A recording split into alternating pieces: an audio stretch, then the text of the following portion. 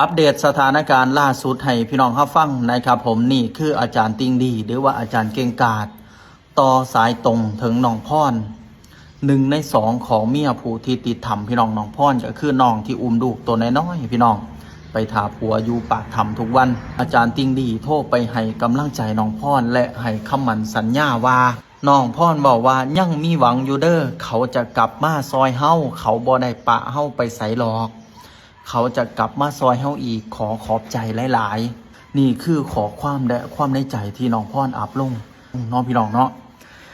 คือต้องยอมรับหัวจิตหัวใจเพิ่นจังสี่ได้พี่น้องอาจารย์เก่งกาจเดินทางมาจากเวียงจันทน์ใน9 ชั่วโมงเพื่อมาเบิ่งหน้างานคือเพิ่นบ่ได้ปะไปใส่ได้พี่น้องมันข้างอยู่ในใจข้าอยู่ในใจ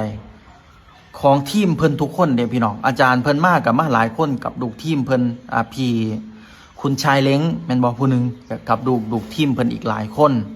อย่างเช่นพี่มานัดเพิ่นอยู่ประเทศไทยแต่ว่าเพิ่นก็เก็บเตรียมอุปกรณ์สิ่งของต่างๆเพื่ออาจารย์เก่งกาจมาเบิ่งสถานที่ทำงานแล้วนะมาปรึกษาหารือกับผู้หลักผู้ใหญ่แล้ว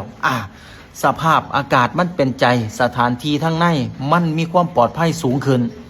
คือเพิ่นพร้อมที่จะเขามาลุยเต็มที่ได้พี่น้องพร้อมที่จะเขามาลุยเต็มที่คือต้องยอมรับนับถือนำใจหัวจิตหัวใจเพิ่นคือมันที่สุดจริงๆได้พี่น้องนี่คือพี่มานัดเพิ่นเคลื่อนไหวล่าสุดแบบนี้พี่น้องหลังจากที่อาจารย์เก่งกาจมาเบิ่งสถานที่เพิ่นบอกว่าถ้าจะให้พวกผมลุยกันอีกเนี่ยผมกับพร้อมเสมอครับมีทั้งความย่านและความกลัวแต่ความกล้าเนี่ย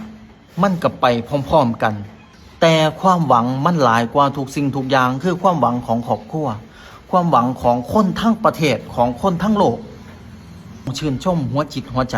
เพิ่นเด้พี่น้องหัวจิตหัวใจความเสียสละเพิ่นความเสียสละเฮ็ดเพื่อสังคมโอ้คือสุดยอดพี่น้องคือคนเฮานี่ห่วยคันเห็นความอันตรายแน่เห็นความเสี่ยงแน่